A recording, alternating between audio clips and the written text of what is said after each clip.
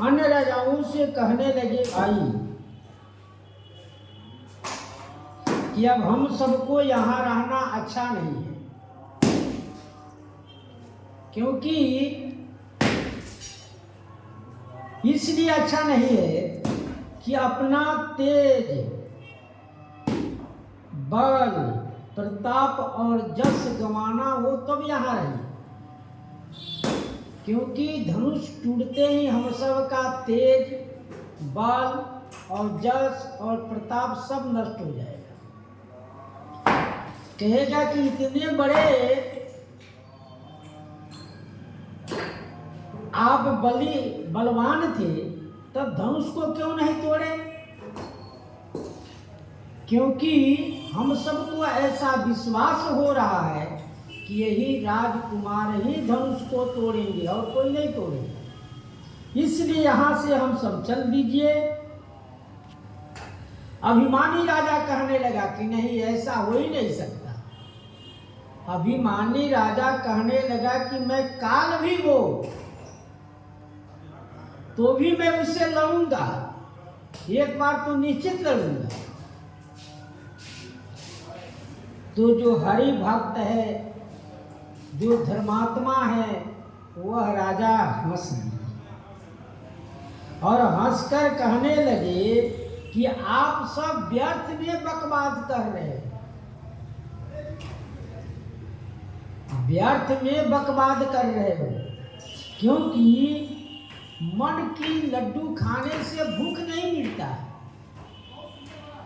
भूख जब ही मिटेगा जब लड्डू खाओगे सचमुच में, तब खाने से ही भूख शांत होगा।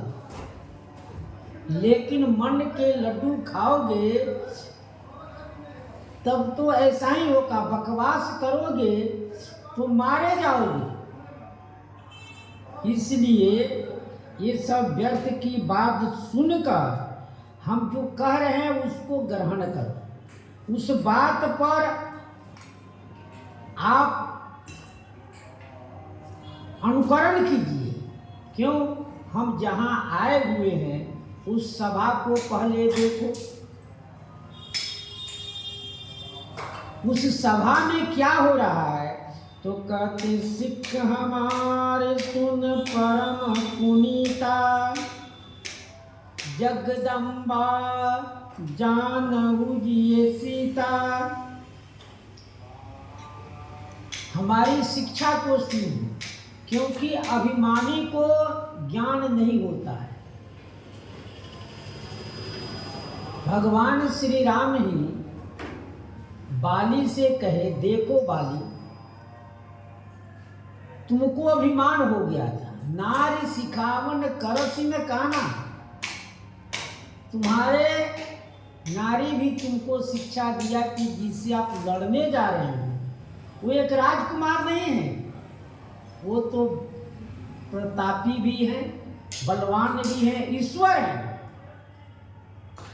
इसलिए उनसे लड़ना मत छोड़ो, उनसे लड़ना मत करो, आप उनके चरणों में पड़ जाओ तो कल्याण हो जाए।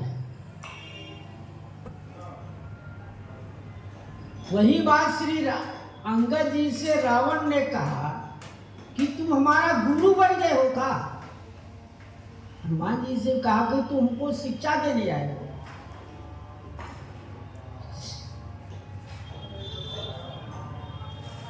जगत पिता रघुपति विचारी, भरी लोचन छवि लेहु निहारी।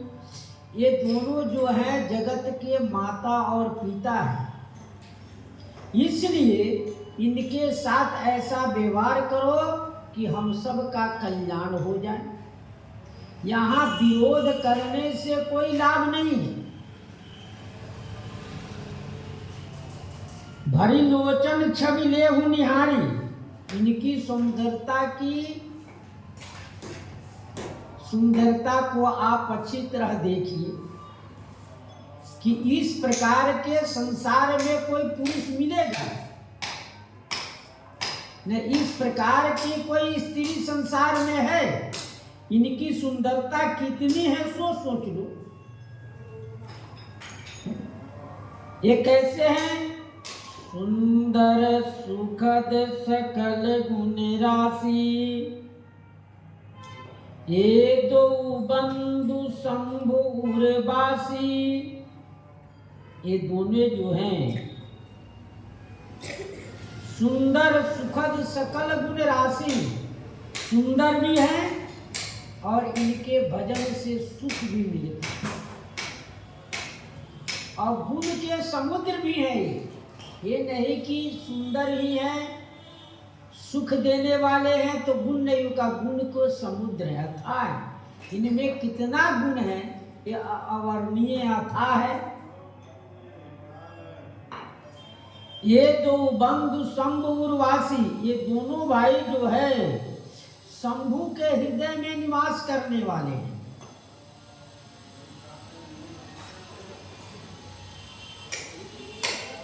जो भुसुंड मन मानस हंसा, अगुण सगुण के निगम प्रशंसा, वो शंकर जी के हृदय में निवास करने वाले। शंकर जी इनको हमेशा तुम पुनि राम राम दिन राति, सादर जपो अनंग आराती, हमेशा ये जपते रहते हैं।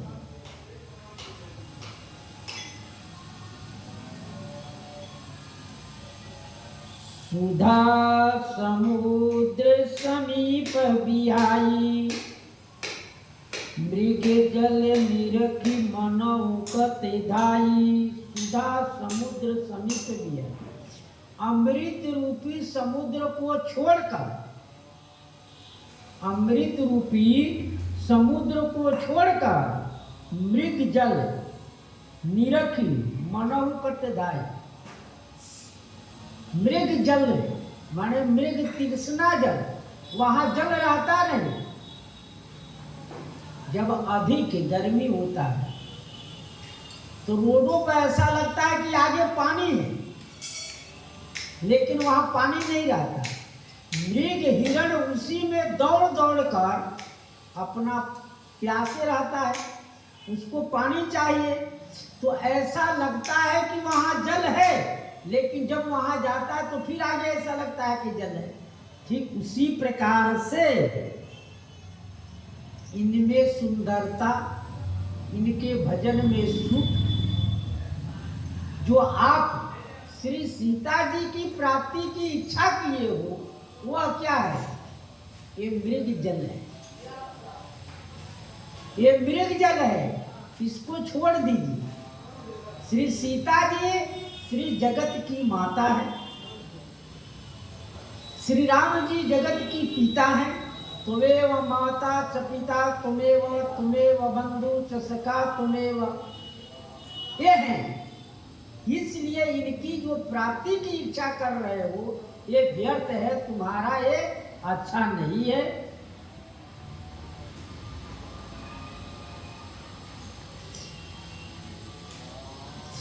श्री गोस्वामी जी महाराज कहे गीतावली में कि ये जाने भी सुधा समुद्र समीप बिहाई, ने समुद्र को जल को छोड़कर ये जाने बिनु जनक जानी करिपन भूपे हकारे। श्री जनक जी महाराज इनको नहीं जानते थे।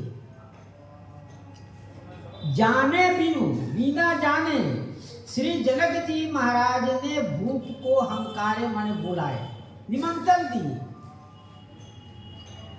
कि दीप दीप जो प्रण सुनकर हम जो आए हैं, ये दीप दीप के राजा आए हुए हैं। इसलिए न तरु सुधा सागर परिहरि, करत कूप खनावन खारे। न तरु सुधा सागर कत कूप खनावत खारे। सुधा अमृत रूपी सागर को छोड़कर कुआं खोदना खारेपन है, छोटापन है। अमृत रूपी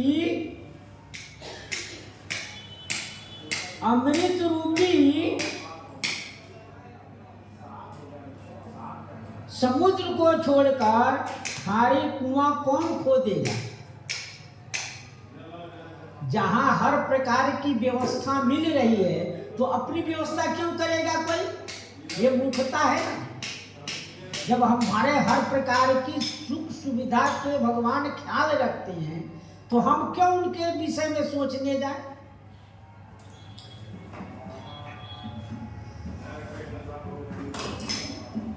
करहु जाई जो करहु जाई जा कहु जो भावा, हम तो आज जन्म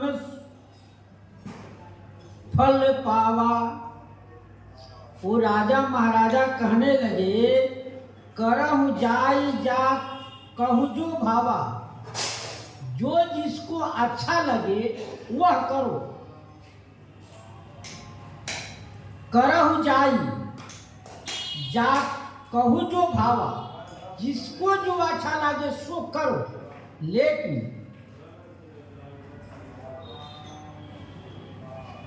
हम तो आज जन्म फल पावा, हमारा आज जन्म लेने का फल प्राप्त हो गया। आज हमको जन्म लेने का फल प्राप्त हो गया। क्या फल प्राप्त हो गया? कि इनके दर्शन के लिए हम कितने दिनों से ललायित थे, क्योंकि जब इनका दर्शन हो गया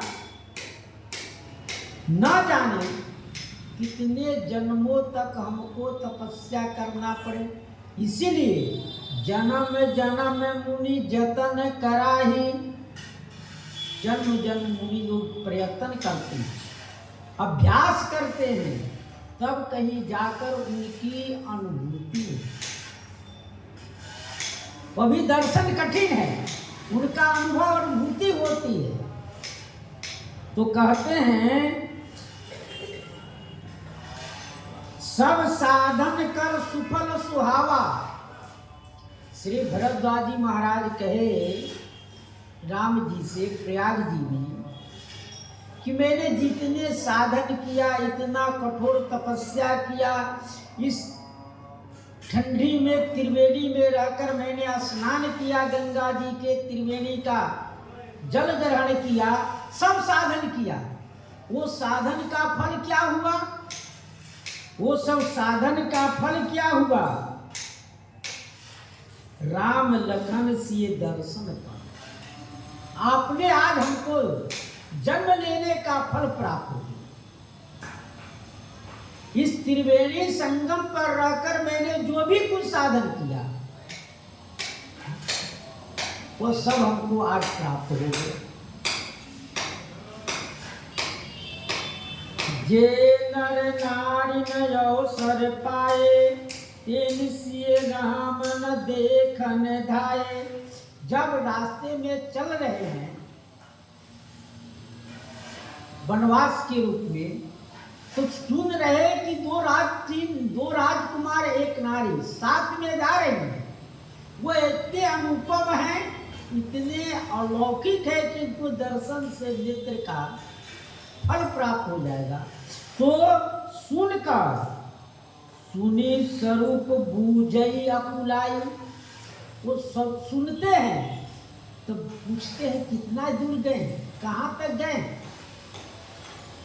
बूझई अकुलाई प्रमुद फिरहि जन्म फल पाई। प्रमुद फिरहि, जब उनका दर्शन हो जाता है तो प्रसन्न चित्त होकर कहते आज हमको दर्शन का फल मिल गया, जन्म लेने का फल मिल गया। धन्य विहंग मेरी कानन चरही, सफल जन्म भय तुम ही निहारी। धन विहंग मृग कानन चरे, सब वनों में विचरण करते हैं। सभी लोग वनों में विचरण करते हैं, लेकिन जन्म सफल जन्म भय तुम्हें ही निहारी। आज इनको देखकर हमारा जन्म सफल हो गया। तो सात्विक राजा जो है, धर्मात्मा राजा जो है, यही उपदेश दे रहे हैं कि आज जो तुम्हें इच्छा हो सो करो, लेकिन हम लोग जन्म का फल प्राप्त कर लिए। आज हमारा जन्म सफल हो गया। श्री गोस्वामी जी महाराज कवितावली में कहते हैं, सिय राम स्वरूप अगाध बिलोचन, अनूप बिलोचन मीनन को जल है। श्रुति राम कथा मुको राम को नाम, हिये पुण्य राम ही को थल है। मति राम ही सो गति राम ही सो, रति राम ही सो राम ही को बल है। सब की न कहे तुलसी के मते, इतनो जग जीवन को फल है। इतना ही संसार में जन्म लेने का फल यही है कि सिय राम स्वरूप अगाध बिलोचन, मीनन को जल है। श्री राम जी के स्वरूप जो अगाध है, अनुपम है, उपमा रहित है, उनको इन नेत्रों से दर्शन हो जाए। जैसे पक्षी जल के लिए जल के लिए मछली तो ललायत रहता है, उसको जल से बाहर कर दो तो अपने तड़पता रहता है। उसी प्रकार से जैसे श्री राजा परीक्षित जी को जब बाहर आए तो वो सोचने लगे कि जो हमको गर्भ में जन्म से रक्षा किया वह कहाँ है, उनका दर्शन तो करें।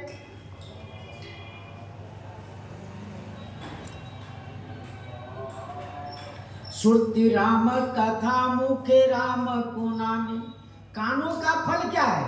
श्री राम जी की कथा, भक्त की कथा, भगवान की कथा सुनाई पड़े और मुख से राम नाम जापो और पुण्य राम ही को फल है। हमेशा राम जी ही हृदय में वास करे। इस प्रकार से मति राम ही सो, श्री राम जी में बुद्धि लगी रहे। उन राम जी की सेवा में, राम जी की सेवा में, संत की सेवा में बुद्धि लगी रहे। ये न कि सब काम धूम छोड़कर कुछ करने लगे, सो नहीं। श्री राम जी की सेवा, पूजा, उनके भोग राग लगाने में और संतों की सेवा में, उनकी व्यवस्था में, यही मति।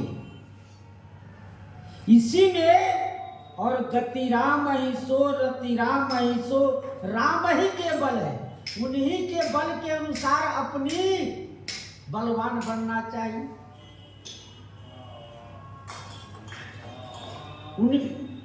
इस प्रकार से ही जब उनमें हमारी बुद्धि लगी रहेगी, हर प्रकार की वो सहायता करेंगे, हर प्रकार की वो सेवा करेंगे। तो गोस्वामी जी से पूछे ने कहा कि सबका मत है, तो गोस्वामी जी कहे कि नहीं, जिस प्रकार से यहाँ इन राजाओं ने कहा कि न भाई हम तो कुछ नहीं, तो इन राजाओं से धर्मात्मा राजा ने कहा जो तुम्हें इच्छा हो सो करो, लेकिन हमारी इच्छा क्या है, सबकी न कहे। गोस्वामी जी कहते हैं सबकी नहीं कह रहा हूं, तुलसी के मते। गोस्वामी जी का अपना मत है। इस मत में इतनो जग जीवन को फल है, इतने ही संसार में जन्म लेने का फल। वही कहते हैं आज जन्म हम तो आज जन्म फल पाए, आज हमारा जन्म लेने का फल मिल गया।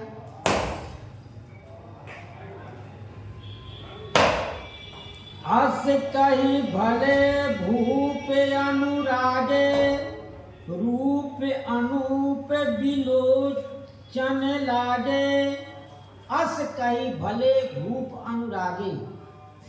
ऐसा कहकर जो अच्छे राजा है वो राम जी में अनुरक्त हो गए। अस कही भूप, अस कही भले भूप अनुरागे, रूप अनूप बिलोचन लागे। जो अनुरूप रूप है, जो उपमा रहित रूप है, उसको नेत्रों से देखने ने दर्शन करने लगे। देखहीं सुर नभ चढ़े विमाना, बरसई सुमन करई कल गाना। कुछ देवता रूप बदल कर कहाँ आए हुए हैं? यहाँ दर्शन करने के लिए राजा बने हुए। कुछ देवता रूप बदलकर यहाँ दर्शन कर रहे हैं। कुछ देवता फूलों के ऊपर से वर्षा कर रहे विमानों से। ये भी हो सकता है देवता अनेक रूप बना सकते हैं। वो अनेकों रूप में अनेक रूप बनाकर ये कार्य कर सकते हैं। एक रूप से फूल बरसा रहे हैं, एक रूप से राजा बने हुए हैं।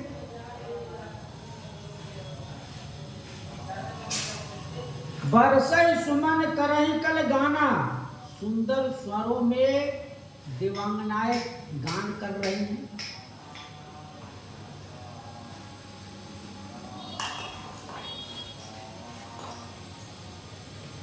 जानी सुअवसर सिय तब पठई जनक बुलाई, चतुर सखी सुंदर सकल सादर चली लवाई।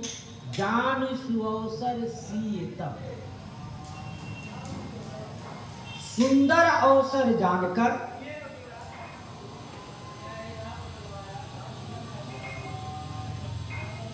पठई जनक बुलाई। श्री जनक जी ने श्री जानकी जी को बुलवाने के लिए भेजी कि अब अच्छा मुहूर्त है।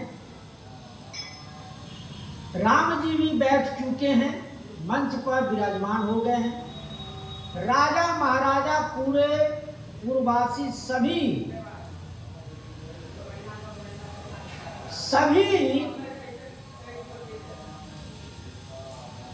लोग शांत चित्त हो गए।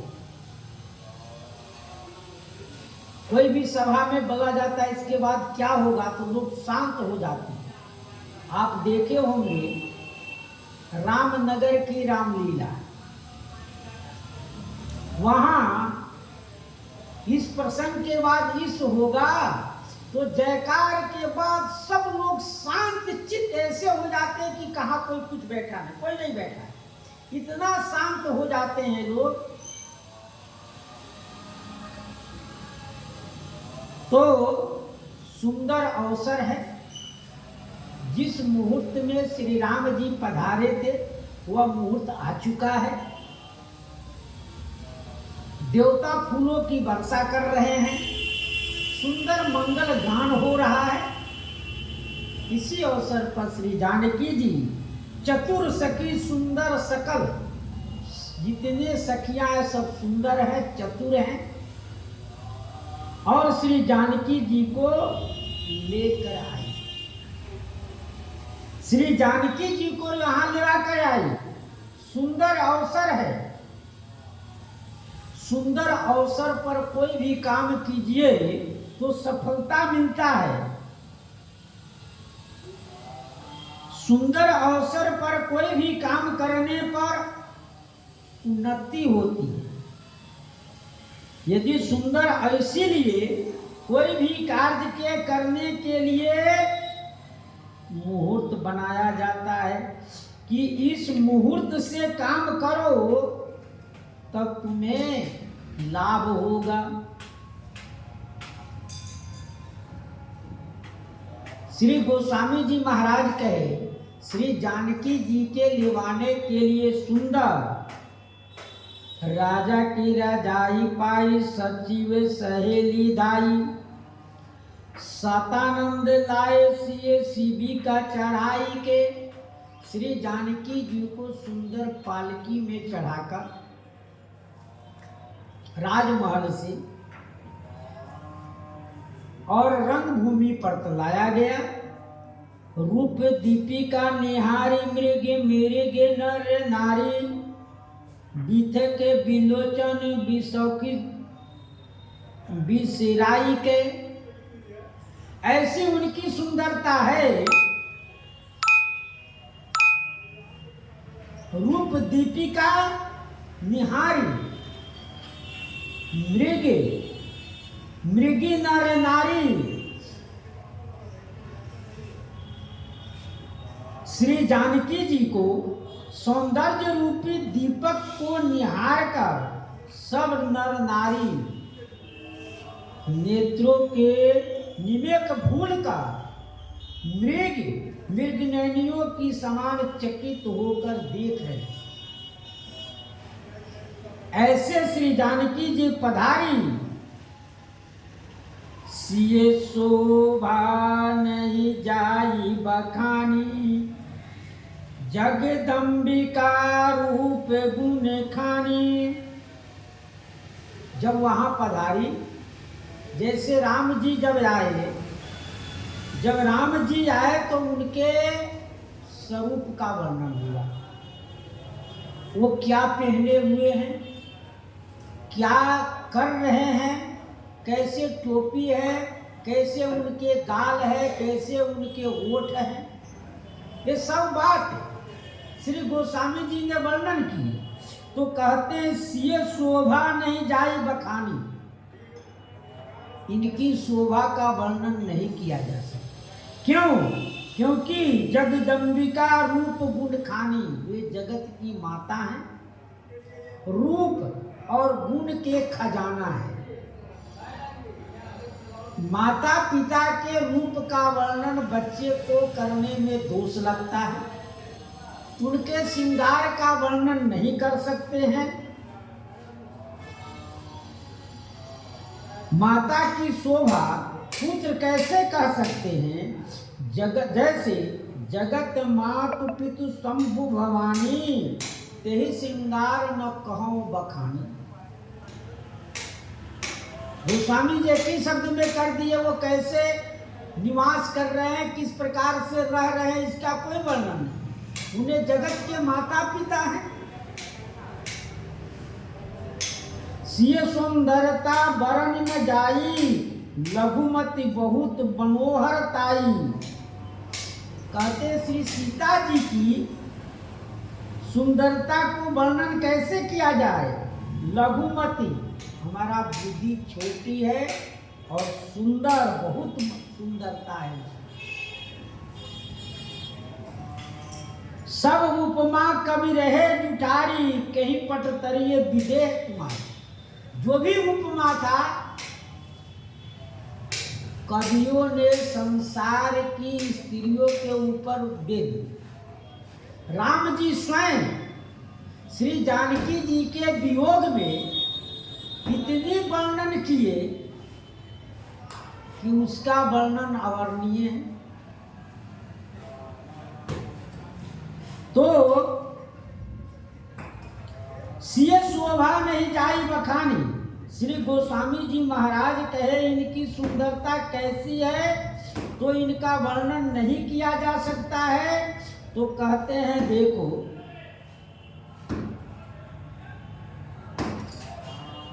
बानी विधि गौरी हर शेषहु गणेश कही, सही भरी लोमस भुसुंडी बहु बारी को।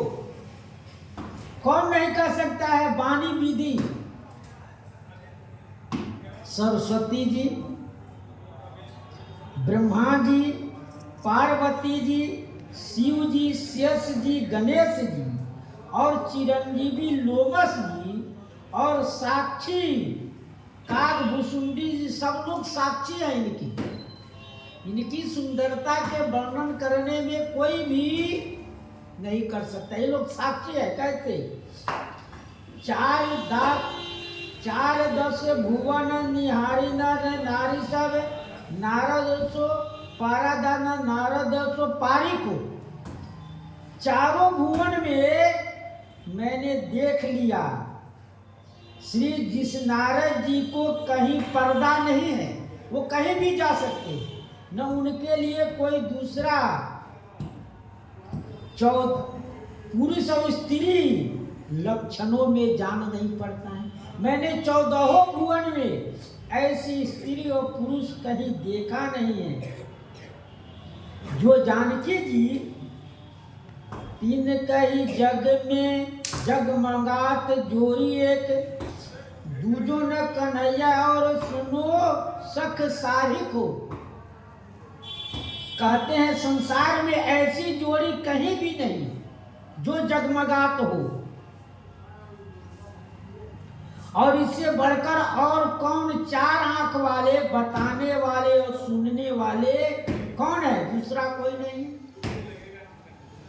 स्वयं लक्ष्मी जी, नारायण जी तथा तत्वज्ञ हनुमान जी ने कहा जानकी जी के समान स्त्री और श्री राम जी के समान पुरुष कोई नहीं। तो गोस्वामी जी कैसे कह पावे इनकी शोभा को, जब इन लोग नहीं इनके शोभा कह सकते हैं। उपमा सकल मोहि लघु लागी, प्राकृति नारी अंग अनुरागी। गोस्वामी जी कहते उपमा सकल मोहि लघु लागी, छोटा लग रहा है, क्योंकि प्राकृति नारी अंग अनुरागी। प्राकृति जो नारियां हैं उनके अंगों की उपमा दे दी गया है, तो फिर उपमा हम कैसे कहें? सिए बड़े ते उपमा देई, कु कभी कहाई अजस कोई लेई। कहते हैं सिए उपमा ते उपमा दे, श्री सीता जी की उपमा दूसरे से दिया जाए,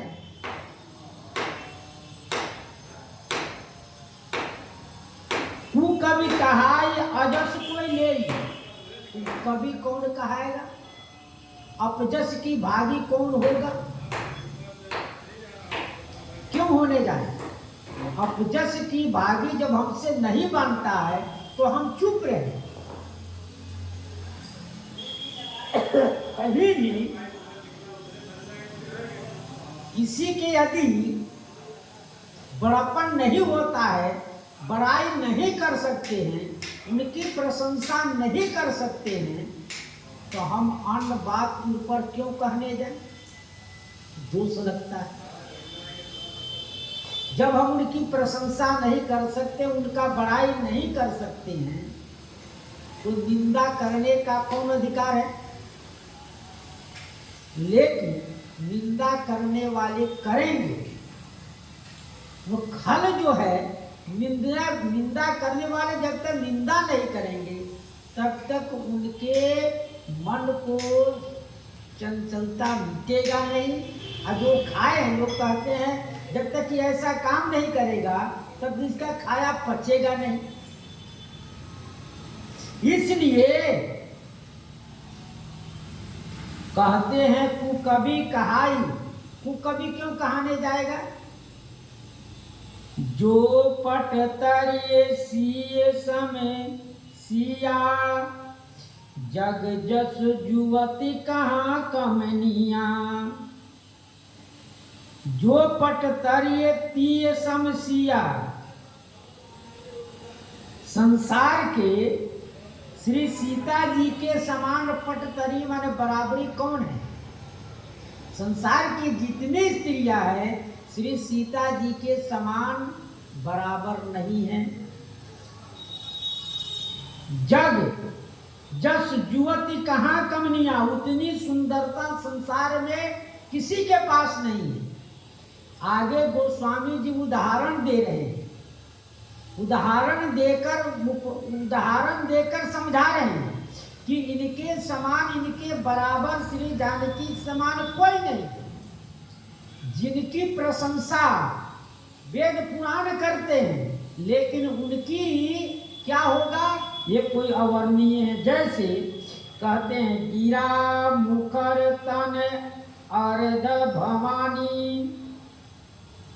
गिरा मुखर, सरस्वती जी बहुत बोलती है, गिरा मुखर है उनका। जो कोई बोल रहा है वह किनकी कृपा से, श्री सरस्वती जी की कृपा से ही बोल रहे हैं। सरस्वती जी की कृपा से वो बोलते हैं हर व्यक्ति। कहते हैं देखो इन पर कितना सरस्वती जी की कृपा है, कैसे श्लोकों के, चौपाइयों के शब्दों का कैसा बौछार कर रहा है, इन पर सरस्वती जी की कृपा है। तो गोस्वामी जी कहे वो बहुत बोलने वाली है। दूसरी बात, अर्घ तन अर्घ भवानी, श्री पार्वती जी के आधे अंग है, आधा अंग शिव जी का, आधा अंग सरस्वती जी का, नहीं, आधा अंग शिव जी का और आधा अंग श्री पार्वती जी का। उनका आधा ही तन है, पूरा तन नहीं है। इस बात को गोस्वामी जी महाराज कवितावली में स्पष्ट कर दिए कि देखो उनके पास आधा शरीर है, आधे शरीर से वो शोभनीय हैं। कहीं आप चित्र में देखे होंगे कि आधे ही शरीर है उनका,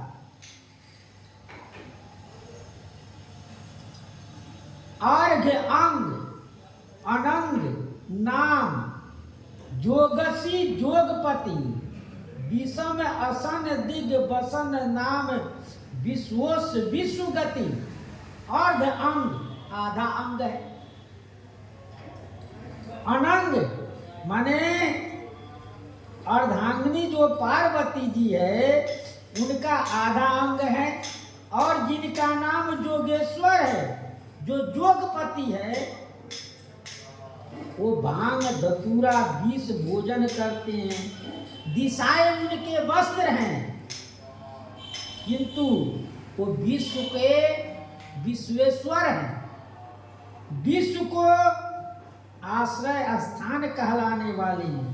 वे हाथ में कपाल, कर कपाल, सिर बाल ब्याल, विष भूति विभूषण, नाम क्या है, शुद्ध अवरुद्ध अमर अनबंध अदूषण, इनके नाम है।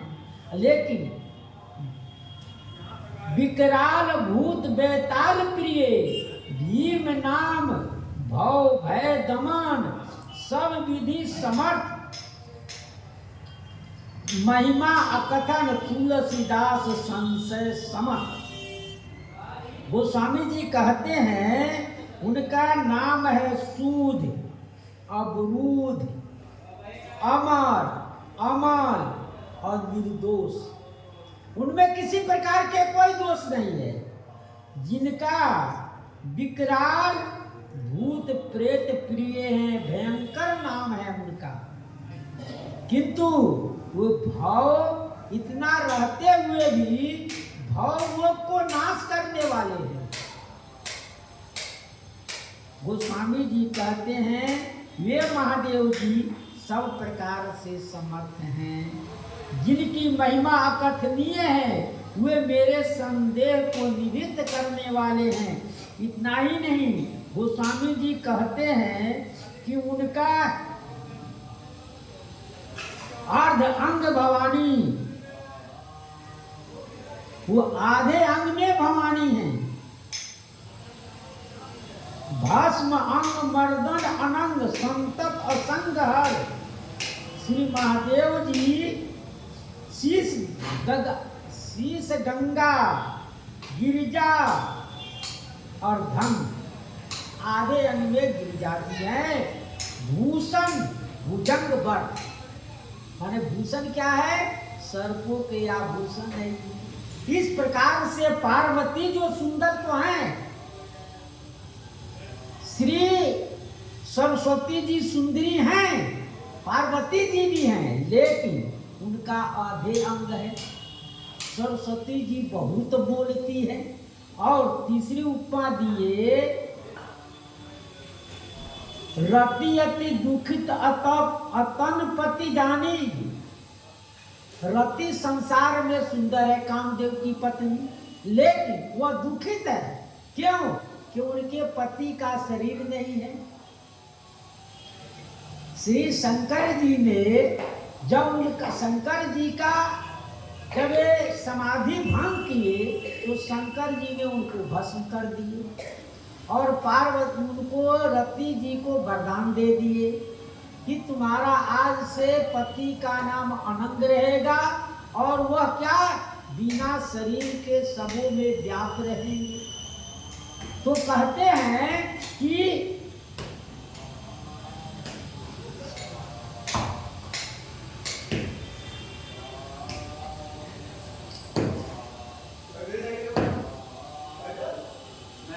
रति अति दुखी थे।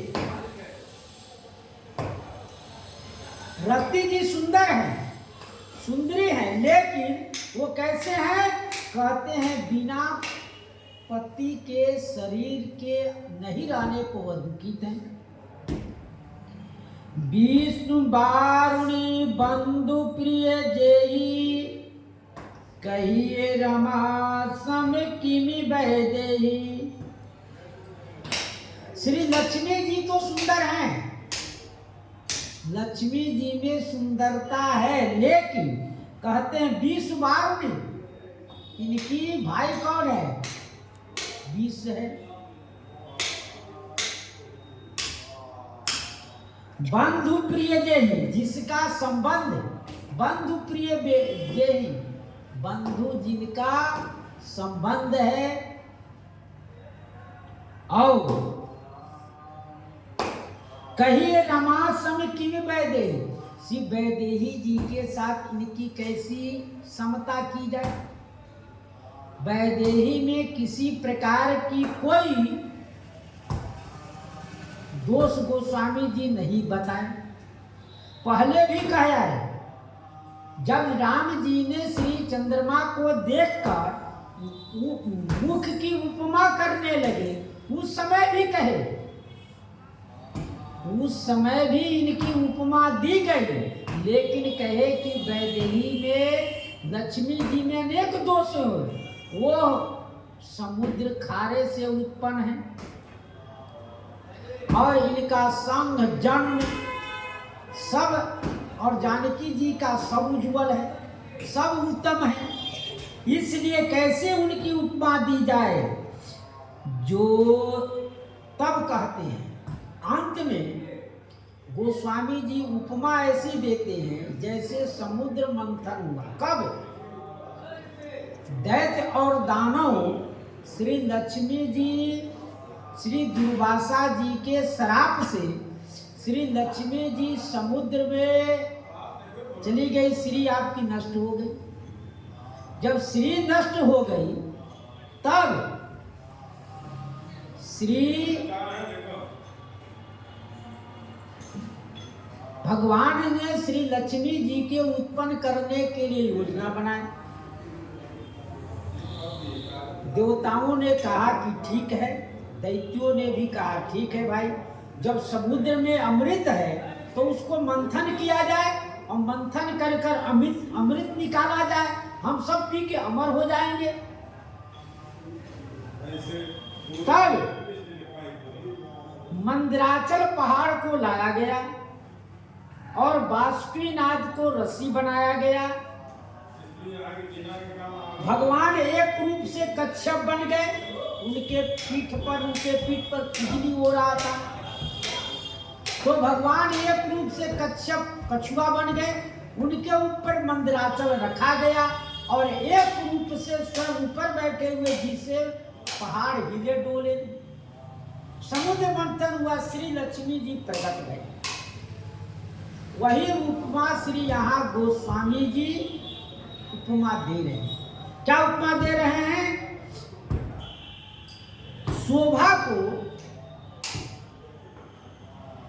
शोभा रूपी समुद्र को मंथन किया गया और उसमें रस्सी क्या है? रूप कछुआ बनाया गया और शोभा को रस्सी बनाया गया। जो सौंदर्य है उसको रस्सी बनाया गया और श्रृंगार को मंदराचल पहाड़ बनाया गया। जब मथा गया, और मथने वाला कौन है? सबसे सुंदर विश्व में कामदेव सबसे विश्व में सुंदर है, वो मथने वाले भाई। तो गोस्वामी जी कहते जो छवि सुधा पयो निधि होई, परम रूप में कच्छप सोई। जो छवि, जो शोभा को क्या कहे?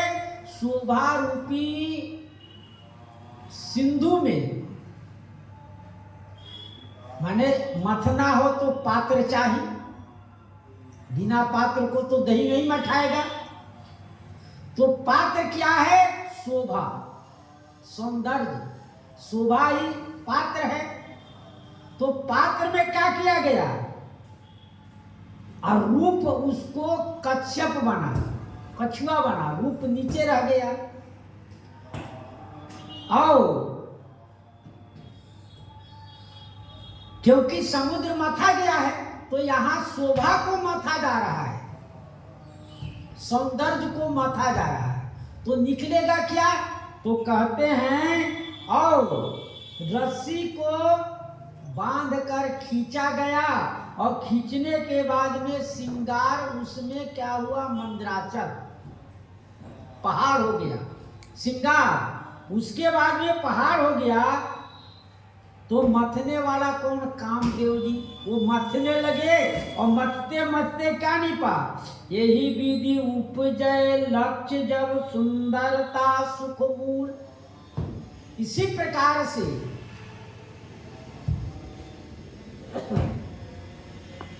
सौंदर्य रूपी, इस प्रकार से उपजय लक्ष्य जब सुंदरता सुख मूल। जो सुंदरता निकली वो सुख का मूल है। तदपि सकोच समेत कवि कहिए सिए समतूल।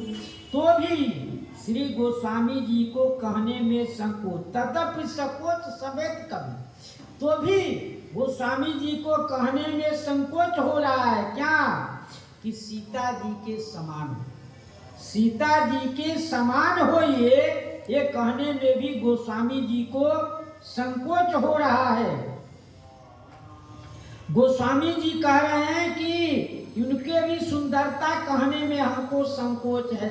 यदि उनके पंकज करने के बाद, मथने के बाद यदि अच्छी वस्तु निकला, जैसे समुद्र मंथन करने के बाद 14 रत्न की प्राप्ति, उसमें लक्ष्मी जी अच्छे, भी अमृत भी निकला, विष भी निकला, धन्वंतरी वैद्य निकले, और इतना ही नहीं, जो भी वस्तु निकला, अश्व निकला, जो भी वस्तु निकला वह सब अच्छे ही नीचे है। लेकिन उनकी भी यहाँ गोस्वामी जी कहते हैं यहाँ भी कोई सब वस्तु मथा गया, फिर भी जानकी जी के समान नहीं है।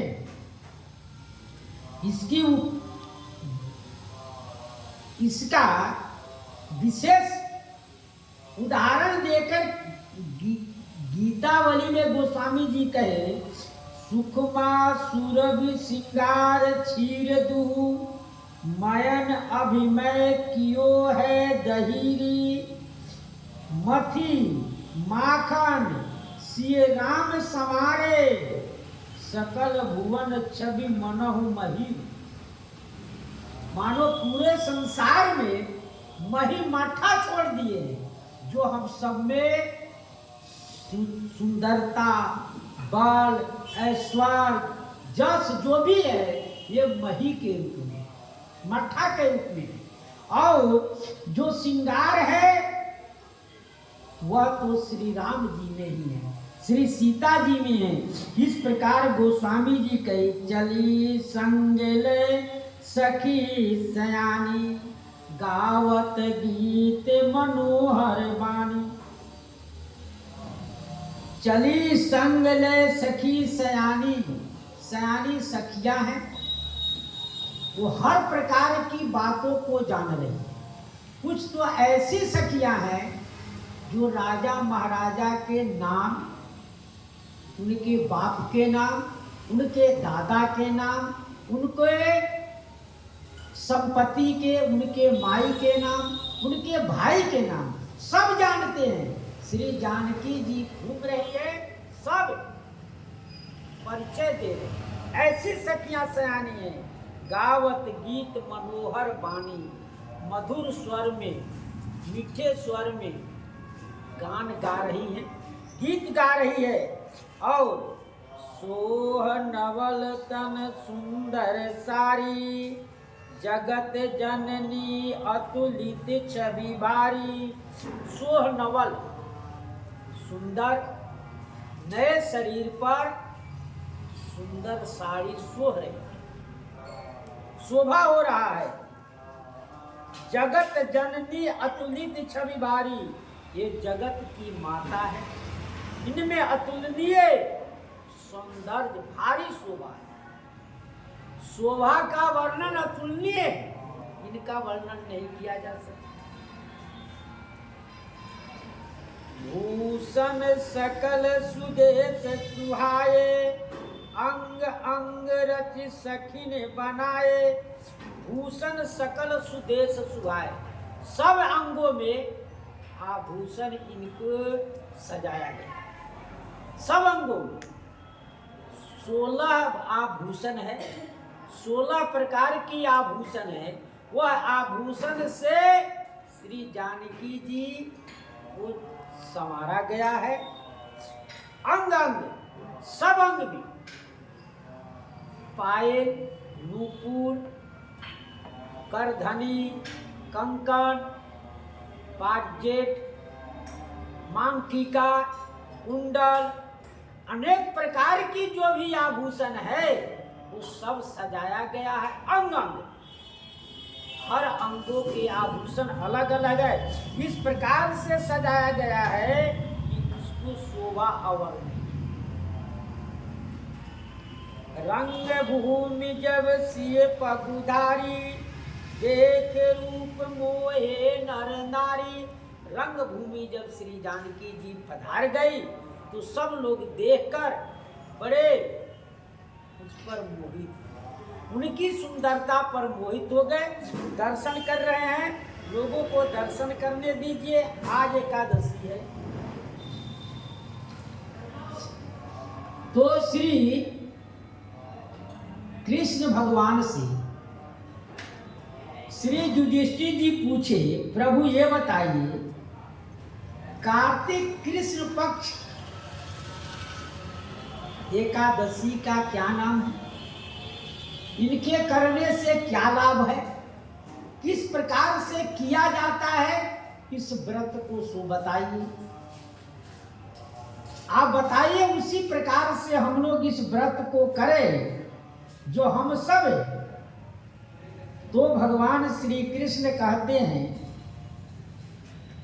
इस एकादशी का नाम रंभा है। और सुनो राजन, प्राचीन समय में मुचकुंद नाम का एक राजा थे। इसका महात्म सुनो। मुचकुंद राम के राजा थे। वह इस प्रकार के व्रत किए कि भगवान श्री कृष्ण नहीं, भगवान इंद्र से उनकी मित्रता थी। जब कुबेर, वरुण और विभीषण सभी उनके मित्र हो गए थे। राजा बड़े सत्यवादी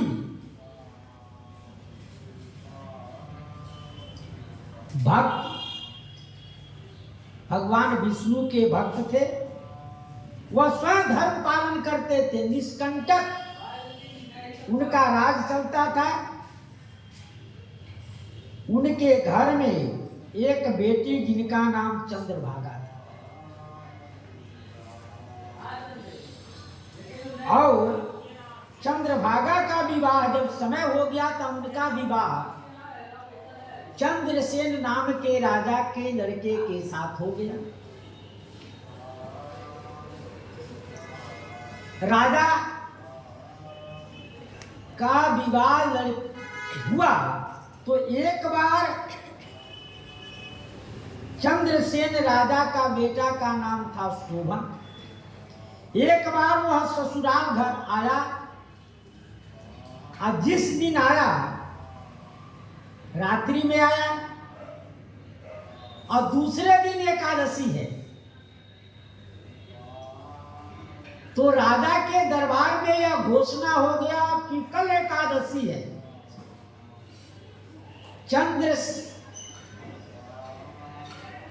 मुचकुंद राजा की यहां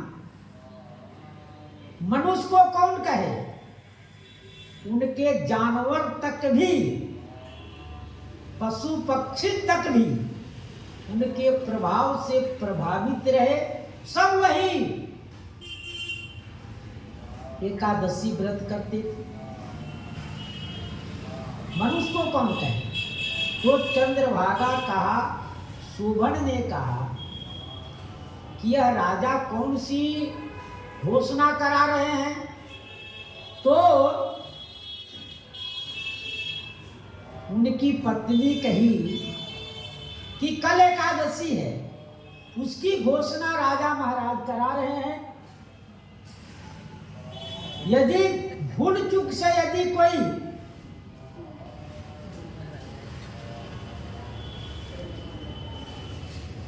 नहीं करेगा, उसको भी, यदि किसी को याद नहीं होगा, उसको भी याद हो जाएगा कि नहीं कल एकादशी है, व्रत करना है। और पिता की आज्ञा का पालन सब कोई करते हैं, ऐसी कि नहीं कोई करे, ऐसा नहीं है। सब कोई उनकी आज्ञा का पालन करते रहते हैं। तब वो कहा कि हमसे तो होना असंभव है, क्योंकि हमको इतना तेज भूख लगता है कि बर्दाश्त नहीं हो सकता है।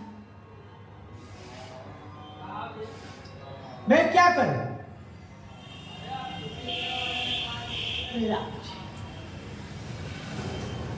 वो अभी कहा कि नहीं, यहां तो करना ही पड़ेगा, यहां तो आपको एकादशी व्रत करना ही पड़ेगा, चाहे शरीर रहे चाहे जाए। तो शोभन बोला, सत्य है, ठीक है, मैं व्रत करूंगा, भाग में जो लिखा होगा होगा। इस प्रकार से वह व्रत किया, और भूख इतना उसको तेज लग गया, रात्रि के मध्याह्न के बाद में वह ऐसे व्याकुल हो गया,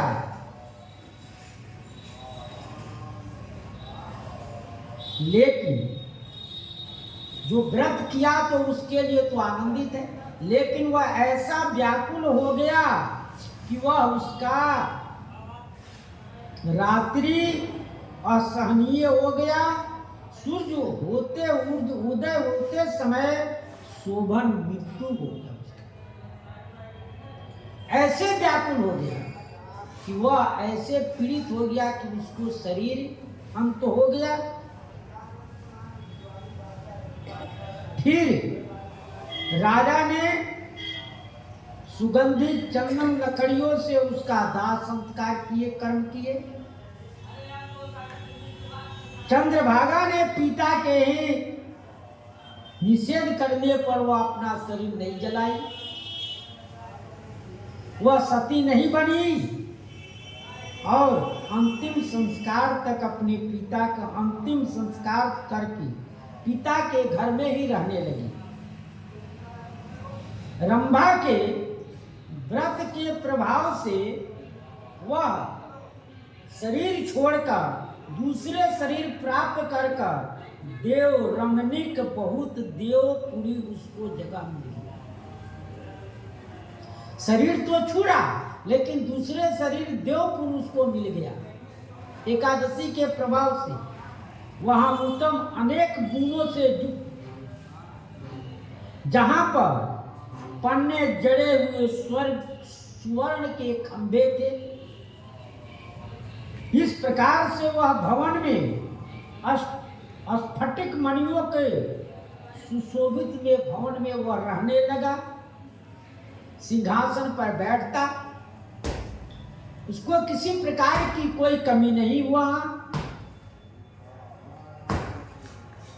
तो मानो कि वह शोभन दूसरे इंद्र के समान शोभा को पा रहा। इस प्रकार से उसकी ऐश्वर्य मिल गया। वो मुचकुंदपुर के रहने वाला एक पंडित सोम साम नरमा नाम के ब्राह्मण तीर्थ यात्रा पर गया। तीर्थ यात्रा करते करते वहां पहुंच गया। उसी पहाड़ के ऊपर वह देखा कि राजा की जमाई यहाँ बैठा हुआ है और उतने ऐसे महल में ऐसी ऐश्वर्य के सामने। तो उन्हें पूछा, ये पहचानता रहा कि उसी से अनुसार यह शादी विवाह हुआ। चंद्रभागा ने ससुराल के सब कुशल पूछा। चंद्रभागा की कुशलता पूछी, अपनी पत्नी की सारा कुशल वृत्तांत बताकर फिर आप यहाँ कैसे आए सो कहिए। तो उन्होंने कहा कि मैं कार्तिक कृष्ण पक्ष का एकादशी किया, उपवास रहने पर मैंने ऐसा उपवास रहा, हमसे बर्दाश्त नहीं हुआ, शरीर पूरा हो गया। शरीर पूरा होने पर इस प्रकार की ऐश्वर्य की प्राप्ति हुआ हमको।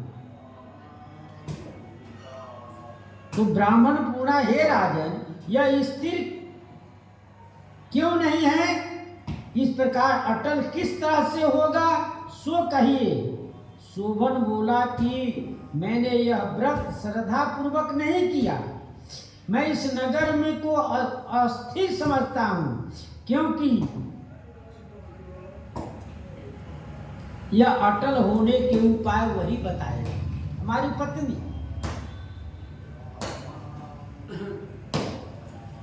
और जब वहां से लौट कर आया, यह वृत्तांत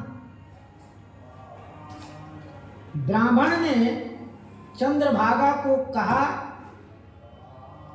ब्राह्मण की बात को सुनकर चंद्रभागा जी को आश्चर्यचकित हुआ, प्रसन्नचित हुआ और वह ब्राह्मण से बोली कि हे ब्राह्मण, यह वृत्तांत स्वप्न तो नहीं है, आप सपना में तो नहीं सुना रहे हैं।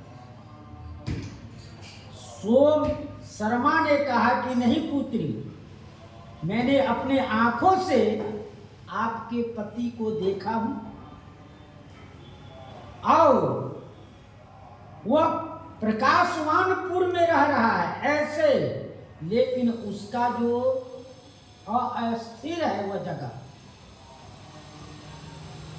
उसके अटल होने का उपाय तुम्हारे पास है। तो वह कहा कि मैं अभी अपने पति का दर्शन करना चाहता हूं, चलिए। तो ब्राह्मण अपने व्रत के पूर्ण से उस नगर को अटल कर दूंगा।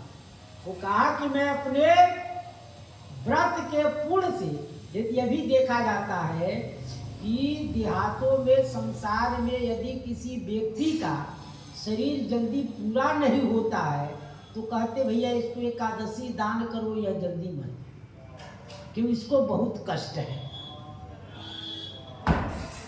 वह भी एकादशी यदि निर्जला आप करिए तो उसका पुण्य लेकर वह व्यक्ति जल्दी भगवान के धाम को शरीर कष्ट से निवृत्त हो जाता है। तो वह कहा कि चलिए, वहां पहुंच गए। अपने पति के देखकर बहुत प्रसन्न हुई। पत्नी को देखकर वह भी प्रसन्न हुए और बुलाकर बाएं तरफ बैठा लिए। चंद्रभागा अपनी पति से प्रसन्न होने का सुंदर वचन बोली, हे कांत, जो भी मैंने पुण्य मेरे पास है उसे सुनिए।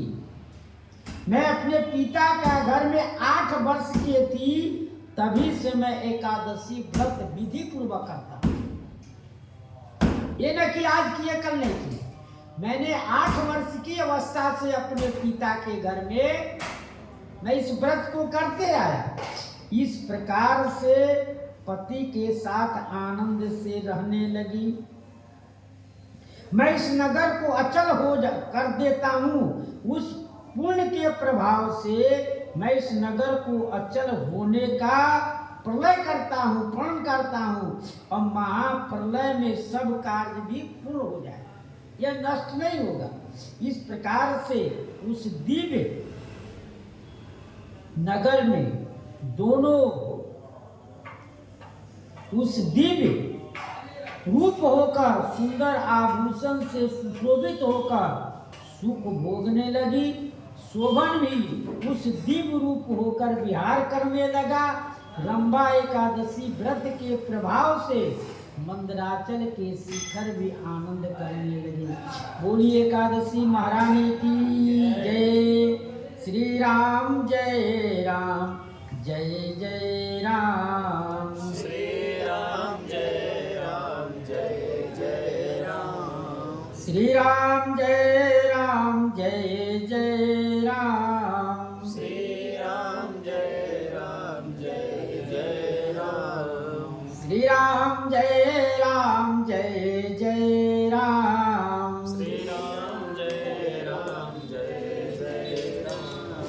श्री राम जय राम, जय जय राम। श्री राम जय राम, जय जय राम। श्री सीताराम नाम महाराज की जय। श्री हनुमान जी महाराज की जय। श्री सद्गुरुदेव भगवान की जय। हर